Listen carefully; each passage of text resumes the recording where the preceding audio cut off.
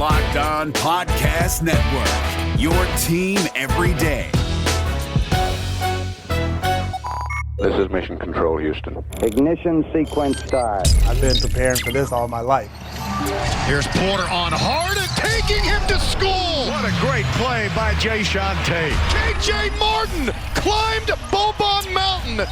T-minus 15 seconds. Guidance is internal. And you've seen tonight that we fought together, we stayed together, and it's about damn time, man. 6, 5, 4, 3, 2, 1. What's up, and welcome to another episode of Locked On Rockets, the best and only daily podcast covering your Houston Rockets. As always, I'm your host, Jackson Gatlin, native Houstonian and partner at Apollo Media. Be sure to follow along on Twitter at JT Gatlin, the show, of course, at Locked On Rockets, as well as at Apollo HOU. And if you enjoy what we do here at Locked On Rockets, do me a huge favor, hit the subscribe button at our brand new YouTube channel, hit subscribe wherever you listen to your podcasts, Apple, Spotify, Google, the brand new Odyssey app. We would sincerely appreciate it. Now, today's episode is brought to you by rockauto.com. Amazing selection, reliably low prices, all the parts your car will ever need. Be sure to visit rockauto.com. And joining us to talk about the Rockets' start to Summer League, these first couple games and first impressions, takeaways, all that jazz, is Rockets Wire editor Ben DuBose, the podfather himself. What's up, Ben? How's it going? Going pretty well, Jackson. How are you? I'm doing great. I'm sure you're doing great over there because Chelsea just got a W, I believe, right? Yeah, the UEFA Super Cup final, winners of champions in Europa League last year. Chelsea won in a PK shootout, which delayed our recording for a bit. My apologies. But yeah, always fun to watch a PK shootout for sure. Almost as fun, but not quite as fun as the Rockets Summer League games. Right, because that was going to be the where I kind of wanted to start with this has been, in my head, I'm trying to think back to when we've had games that we've looked forward to. And honestly, I'm really thinking back to, it's got to be for me, the last time with this entire last season and how, tumultuous everything was for this past calendar year for the Rockets.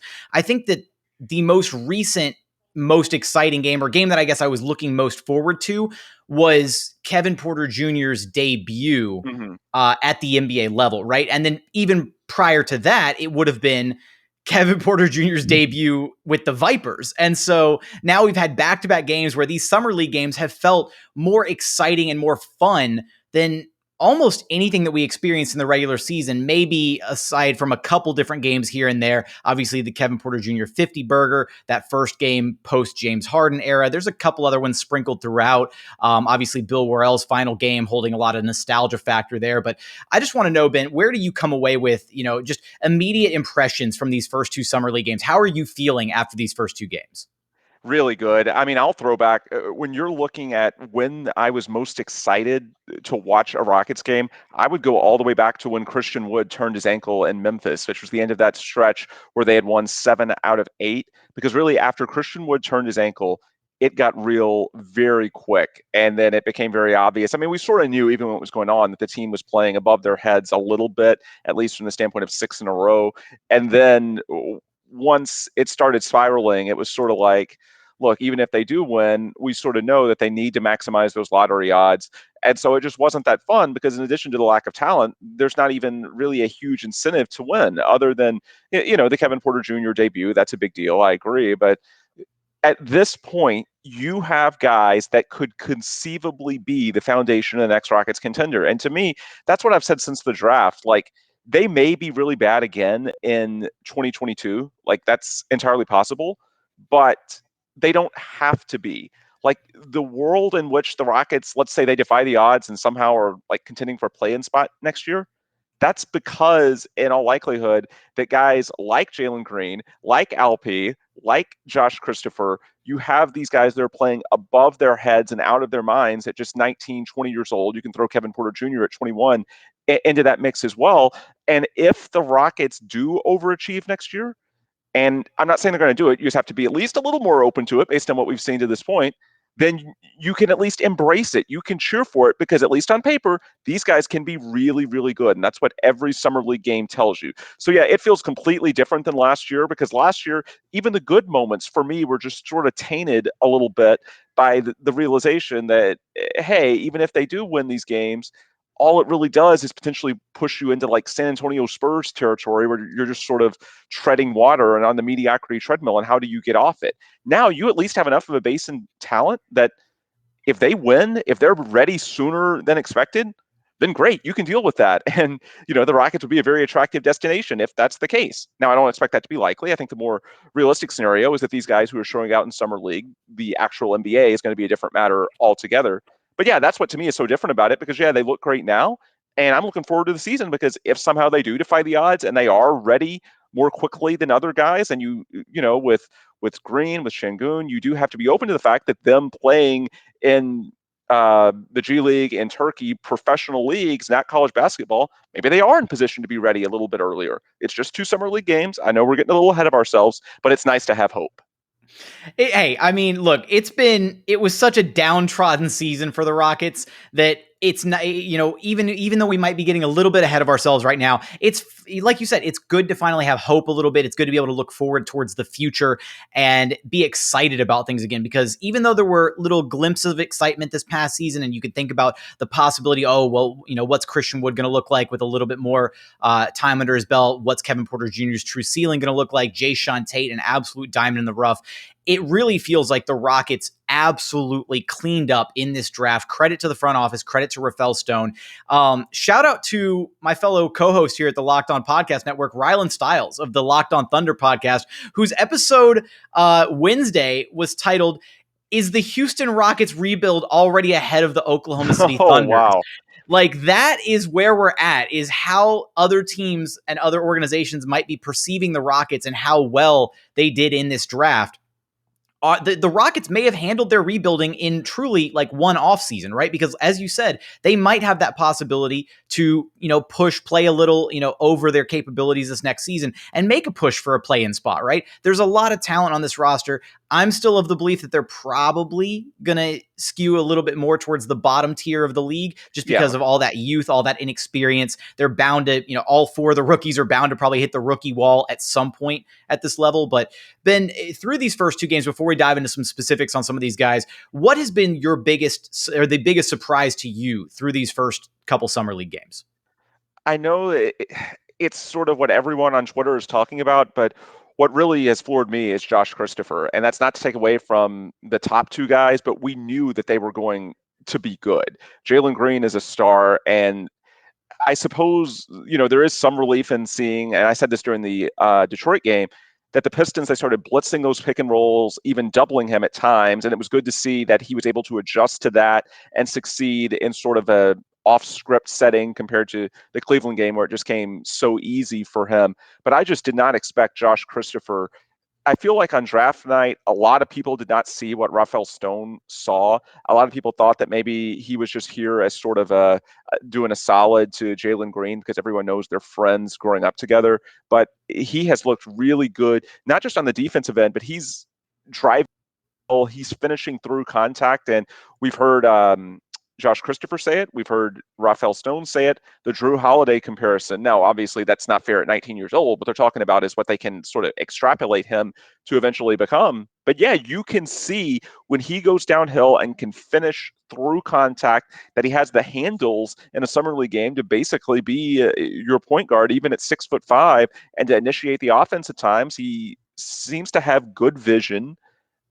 I was not expecting that from Josh Christopher. Not that I was down on him, but that's a guy going into the draft a lot of people thought might fall into the second round. And so for him to be that ready after a so-so season at Arizona State, that surprises me. But obviously, number one, the coaches, everything at the NBA level is better. And number two, I think also college basketball this past year was a little bit wonky to begin with. I think Christopher only played like half the season. And then you factor in no crowds, the pandemic limitations, practices being thrown for a loop. I think in the case of the Pac-12 teams, they didn't even start until midway through. So it was a very disjointed year in which you didn't really see the development for a lot of younger prospects that you typically would in a normal year. So I would say that's something to sort of keep an open mind to, is that these guys who are coming out of college, you might not can extrapolate the same as you could with a normal college basketball season. And I think that maybe that's happening with the Rockets and Josh Christopher, because I just did not expect to see him. I expected the defense, after what Rafael Stone said, him picking up full court, his communication, all those attributes that they said they learned from him during the process. I did not know offensively that he'd be this ready, this physical, this confident really from day one. He has been an absolute revelation, Christopher, that is. And we've got to talk about the other couple guys here, as well as everything else going on with the Rockets Summer League roster and some, hypotheticals about moving forward into this next season. We're going to get there in just a moment after a quick message from our friends over at Sweatblock. Because look, there's nothing worse than, you're on the way to an important meeting, job interview, maybe a date, something like that, right?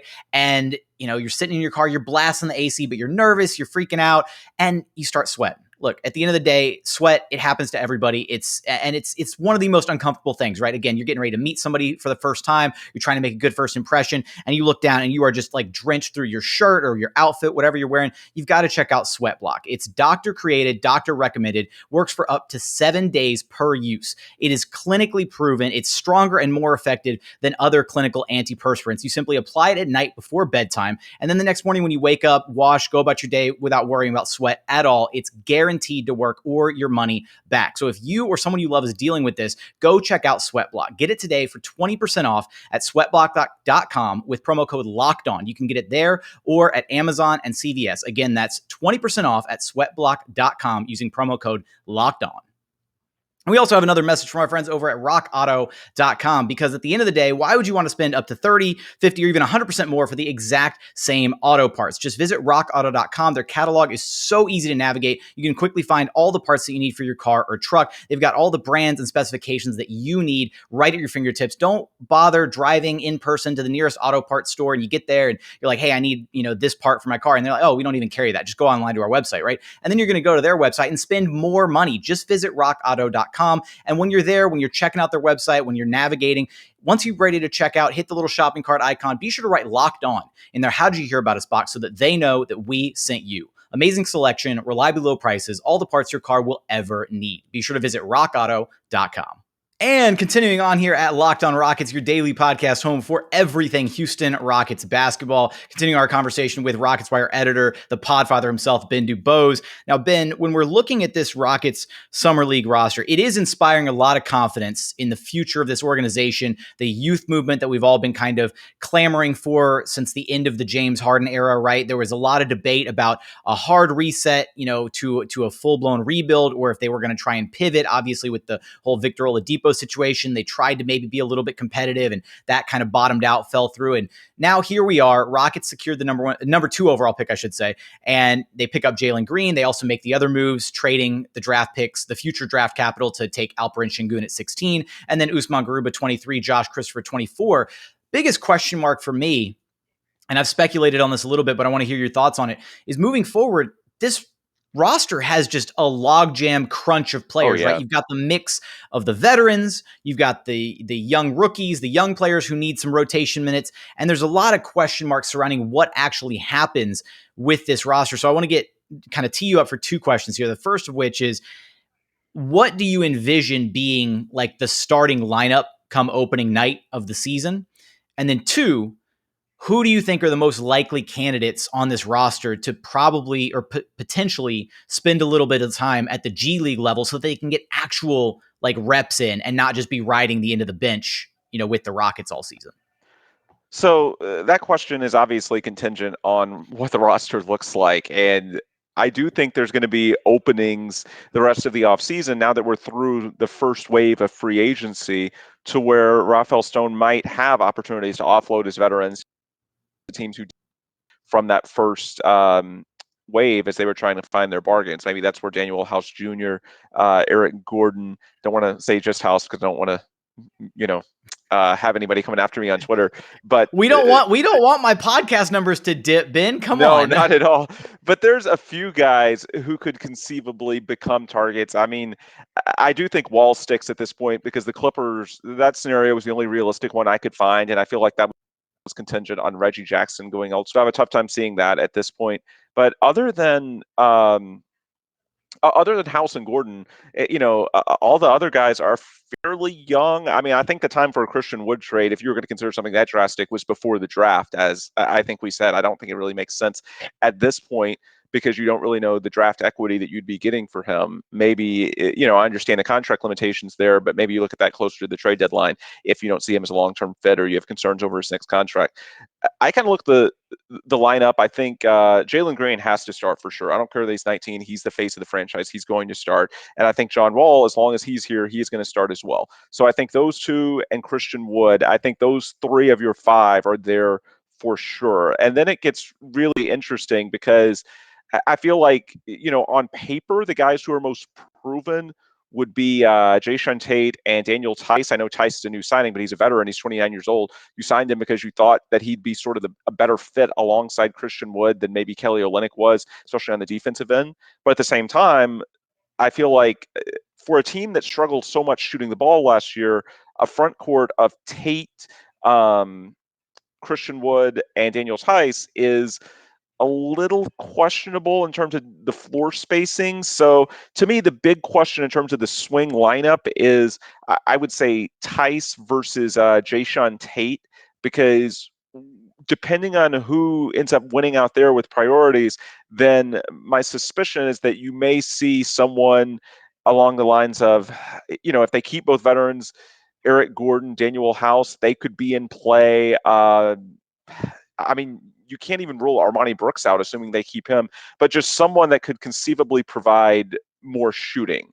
That would be my guess. But honestly, it's a good problem to have. I doubt that. I know some will, after the first couple of Summer League games, say Şengün. I'm not willing to go there just yet because I want to see that his defense holds up. I know that he's really looked terrific on that end. Terrific might be a stretch, but he has not looked like the liability that people thought he was going into the draft. However, I also don't want to assume after 2 Summer League games that the concerns are for nothing. So I think a safer expectation would be for Şengün to come off the bench to start the year in a limited role. And if he proves worthy of something, you take that as a pleasant surprise and you deal with that as the season moves along. I think you gradually give him more minutes. And then, of course, it could be a situation where if the Rockets fall out of contention, then inherently as the year goes along, you give more minutes to your guys like Alp, like Josh Christopher, like Usman Garuba, who seems poised to play maybe at least one Summer League game, it sounds like. So I would say the start fairly veteran heavy, other than Jalen Green, but long term, any of those guys are going to be options. And to hit back to your earlier point about the rebuild, what to me gives me the most confidence of all as I go through like where the Rockets are big picture. Rafael Stone is starting to have so many hits. When I talked about the options to start, we didn't even mention KJ Martin, who's looked pretty solid, especially with his 3-point stroke the first couple of Summer League games. He was drafted 52 overall last year in the second round. He could have fallen out altogether. Jae'Sean Tate, of course, was a guy they picked up as a free agent for basically at the minimum. And now you already have evidence that seems that the guys they drafted this year all look really, really good. The point is, the Rockets are starting to get one of the big market inefficiencies, if you will, which is a front office that can truly draft and scout well. And of course, it's not just Rafael Stone and Eli Whitus, it's all of draft Twitter that they've acquired. But there's a compelling case. We're starting to see that the Rockets are above average when it comes to scouting, and they might be way above average. But again, it's only 2 off season, so I don't want to go there just yet. But the point is, we're starting to get some really strong evidence that this Rockets front office knows what they're doing when it comes to scouting. That's why they're so deep, and we have these questions as far as who starts. And that's the kind of thing that can expedite your rebuild in a big way if you are consistently sort of out-punching your weight class, if you will, when it comes to what you do with your resources. Because over the last 12 months, that's exactly what Rafael Stone has done. So in all of that, there's one name that I didn't hear you mention not one time, Ben, and that's Kevin Porter Jr. Yeah. Well, that's how does he factor into all this for you? Jesus, I didn't even think. Yeah, of course he's going to start. My God, I was going through because I was not expecting you to ask me the starting lineup. That's a total brain fart by me. Jeez. So yeah, of course KPJ is going to start. I was actually going through it because I was like, they're not going to start Gordon or House, but who am I? Yeah, duh. Because I haven't seen him, and the thing that's weird to say about KPJ is we honestly did not get much of a sample last year because he didn't. His tenure with the Rockets didn't start until mid-March. It's very short-lived, less than 30 games. Yeah, and it ended at the end of April because, of course, he had the injury at the end of the year. And then he's not playing in Summer League because he's in that weird spot where he's still so young, but at the same time, he's so proven. So, yeah, of course, you're going to start Kevin Porter Jr. So, yeah, I completely whiffed on that because I was thinking of the veterans. So, yeah, Wall, KPJ, Green, and then pick your choice of Tate or Tice. I was trying to fit those. But, yeah, I just don't see a world in which, assuming John Wall returns, and again, I think the market for him is dried up based on Reggie Jackson going back to the Clippers, then I don't see a world in which you don't start KPJ and Green, and then it's just a matter of who starts next to Christian Wood on the front line, and do you go small or do you go a little bit bigger and more sort of post-oriented, if you will? Coming up, want to talk about a little bit about the man, the new face of the franchise, Jaylen Green. And we're going to get there in just a moment after a message from our friends over at betonline.ag, because BetOnline is the fastest and easiest way to bet on all of your sports action. Baseball season in full swing. So before the next pitch, head over to betonline.ag. Don't sit on the sidelines anymore. It's time for you to get in on the action. They've also got you covered for UFC, MMA, you name it. They've got it over at BetOnline. So be sure to head over to their website and use promo code LOCKEDON for a 50% welcome bonus on your very first deposit. Again, that's a 50% welcome bonus when you use promo code LOCKEDON. That's LOCKEDON at betonline.ag. BetOnline, your online sportsbook experts. And final segment here at Locked On Rockets, your daily podcast home for everything Houston Rockets basketball. Now, Ben, we've already seen the Rockets face off against Evan Mobley and the Cleveland Cavaliers, which they won that one. And I think Jalen Green outperformed Evan Mobley in that game. We saw them play against the Detroit Pistons and Cade Cunningham. And even though the contest between the number 1 overall pick and the number 2 overall pick was a little bit closer than it was between Green and Mobley, I still think that I can safely say that Jalen Green outperformed Cade Cunningham in the Pistons game. And now we've got Jalen Green coming up against the number 4 overall pick and the Toronto Raptors, Scotty Barnes. And, that's going to be another really fun contest. I wonder if we're going to get another, like a 3-for-3 here out of Jalen Green outperforming the other top picks, because he really does play with kind of a chip on his shoulder. But at the same time, I've been so thoroughly impressed, and I want your thoughts on this, about how he hasn't really, like, I feel like nobody would be upset if he went out there and shot over 25 attempts a game, right? Like his name's he's Jalen Green. He's the number 2 overall pick. He's a certified bucket. I don't think anybody would be upset at that.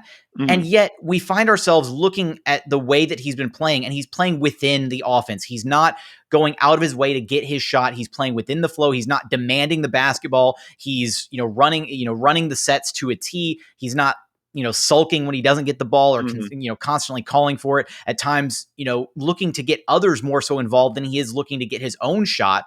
And that's really stood out to me so far from Jalen. Yeah, and I feel like with Jalen, his floor is so high in Summer League because with the surrounding talent on that roster geez, I was trying to go with Josh Christopher, and I'm just merging words here. But Josh Rostifer, there we go. Yes, there we go. Yeah, and looking like he's not going to be on the G League during the season. That was something I thought going into the draft, by the way. Now I think you've got to find a way for Josh Christopher to play at least some NBA minutes during the upcoming season.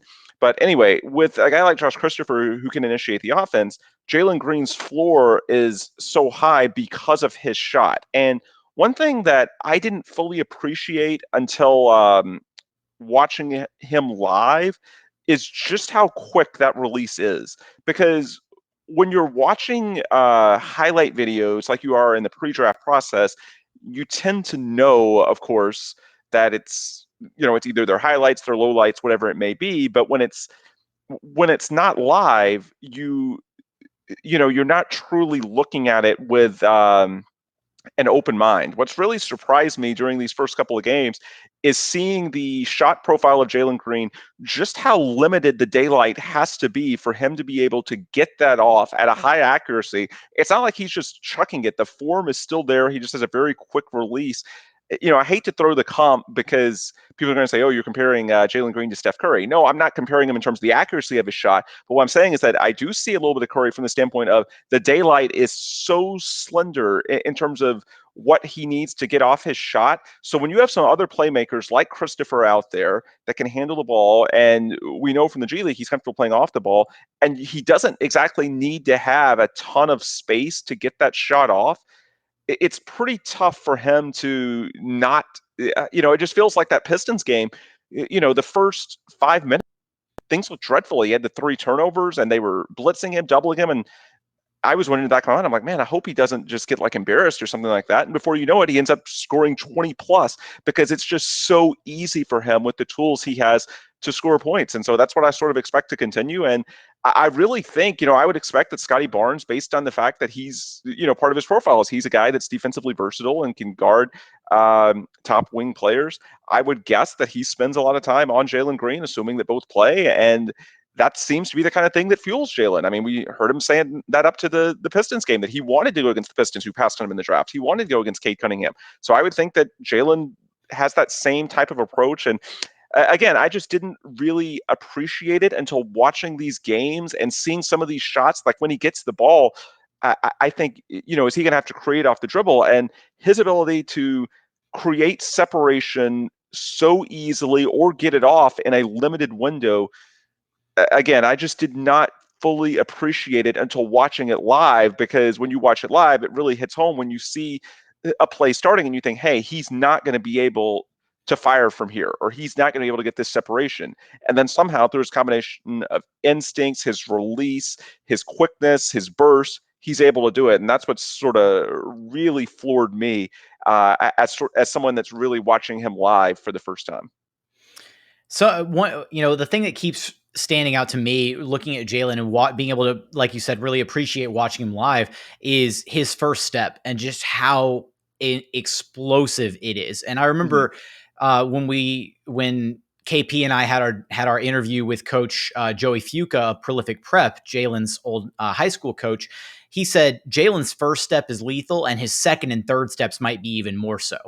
And there's this moment that I want to circle back to and bring back from the Pistons game where Jalen caught the ball in a dribble handoff out past the 3-point line, took one or two kind of dribbles, kind of surveying the defense and deciding what he was going to do. And then he split 2 defenders in like a fraction of a second and exploded towards the basket so quickly that they had no choice but to grab and foul him. Otherwise, he had a completely wide open lane because of the way that the defense was staggered and the dribble handoff set that the Rockets were running. And it was that little moment there where I was just like, wow. Like, I mean, in a split second, like, I mean, if you blink, you miss it. And he splits the 2 defenders and is already like within arm's length of the rim, being, his jersey being pulled on by somebody else so that he doesn't get a freebie dunk or layup right at the cup. And it's those, and we've seen that on display a little bit. He's really kind of shown us not quite his entire bag, but he's shown us the versatility in his offensive game where he can score at the rim, he can drive, he can isolate, he can get it in transition.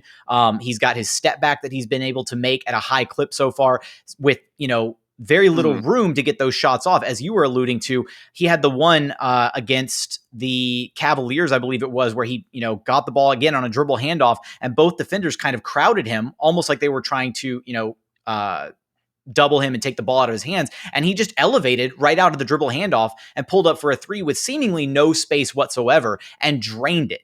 And so you're right. I think that there's a level of appreciation that you get for his game as you're watching him live and seeing him really just explode in a matter of minutes for an absurd amount of points. And I would also point out that I was really impressed that as poorly as Tuesday's game started, he didn't take the bait to turn into sort of a one-on-one showdown with Cade, because, early in the game, he was getting some slander on Twitter, and it wasn't entirely fair because he's not as physical as Cade Cunningham. So while he was sort of embracing these possessions in which he would pick up Cade, look, Cade is just much stronger in the upper body, especially at this age. I mean, if you look at them, they're just night and day in terms of their approach. Cade is going to be the more physical player, whereas Jalen is much more about his just blinding athleticism and his burst. So some of those lowlights, other than when Cade had the behind the back 3, it was more just, it wasn't like Jalen got embarrassed. I mean, he's just not as strong as Cade. We know that. That's his weakness. And so when Cade gets downhill, there's only so much that Jalen, especially with his body right now, who knows, maybe over the years he fills out, but we sort of already knew that. But it would have been so easy to get back to the point for Jalen to get sucked in and say, you know what, I'm going to try and make this into my own mixtape. But at the same time, he knew, look, blitzing me, they're doubling at times. It's a coverage that he had not seen before. He already had 3 turnovers. And so I think even after Cade sort of snapped his ankles, if you will, and hit that 3, the fact that he didn't take the bait, he made the nice pass to set up the more efficient play, I think that shows you that his head is in the right place, because it's a very fine line to walk. I mean, we've heard these media interviews, and we alluded to them earlier about how he's fueled by playing against, and really this entire run is going up against the top prospects. That's the way the NBA set up the summer league schedule, of him going up against Cade Cunningham, Evan Mobley, Scotty Barnes, Jalen Suggs, and he's fueled by that. All of them are going to spend time guarding him and vice versa. But at the same time, there's a fine line between, okay, you want to be motivated by that, but you don't want it to consume you to the point where you're not playing team basketball and you're not doing what the coaches think is best for giving your team the optimal chance to win. And so I think last night, with the oohs and ahs in that arena, everybody watching, it's getting off to a little bit of a bad start for him. The fact that he avoided the temptation and stuck with it, that's just one of those things that we said throughout the draft lead-up process that, Evan Mobley was the favorite based on just the measurables. The case for Jaylen Green was based on the intangibles, in many cases the immeasurables, in terms of how much could you trust his continued development, and the fact that even if he doesn't have a certain profile on paper, if he's in the gym enough, he's going to work on any weakness that he has and get better. And he just has that sort of killer instinct, that will to win is what came up so many times with his former coaches, his teammates, all that sort of thing. And I think we're already seeing that early on. The fact that the kid at 19 years old is mature enough not to sort of take the bait, if you will, I thought that was a really encouraging sign. And I'm glad you bring up that point, Ben, because that's exactly where my mind went, and to the play that you highlighted as well. That moment where Cade kind of snatched his ankles for a moment and hit the 3-pointer, and Green came back down, made the right read on the next possession. That actually prompted my question to Will Weaver post game, and Weaver gave a very insightful answer that we're going to run back right now.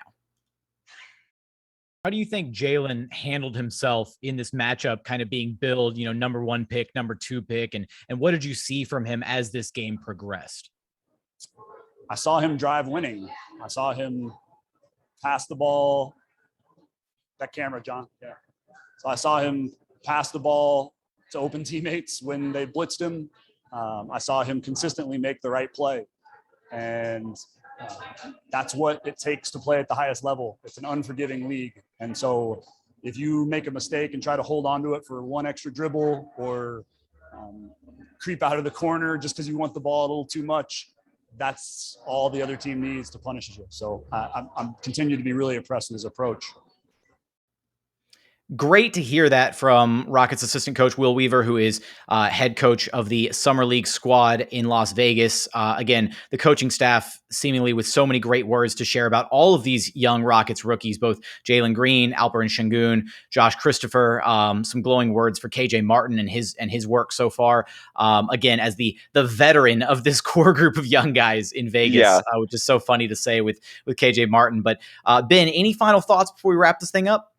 Yeah, I think that his willingness, we talked about his maturity, but also his willingness to work off the ball, the fact that he got through that without saying, hey, I'm going to take this ball and go one-on-one against anybody. It speaks to his maturity, but I think it also speaks to the fact that this is why it could work alongside John Wall, alongside Kevin Porter Jr. Again, my apologies to KPJ for the total brain fart when going through the starting lineup. But the point is, Wall, KPJ, all of these guys, the big question is, okay, these guys need the ball in their hands. And that was one of the questions in the pre-draft process about Jalen Green. Not that you draft for fit, but at the same time, you do have a guy in Kevin Porter Jr. who could be, alongside Jalen Green, a starter in your long-term backcourt, your backcourt of the future. How is this going to work with two guys who need the ball in their hands? And so I think the fact that we're seeing that Jalen Green sort of gets himself out of these ruts, not only by adjusting what he does on the ball, but adjusting and reading things off the ball as well. That's something that profiles really well going into the regular season, because, we've talked about, on this podcast, raving about Josh Christopher and the things we're seeing in Summer League.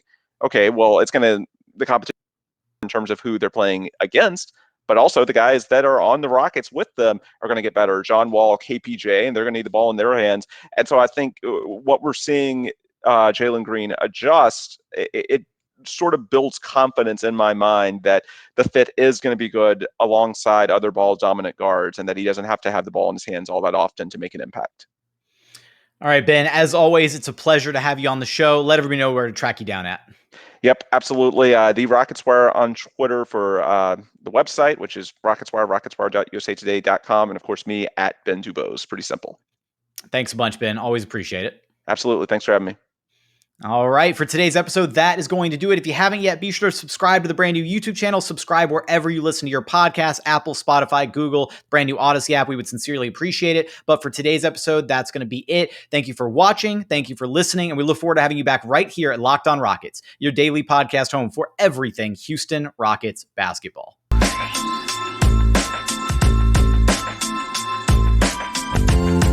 Thank you.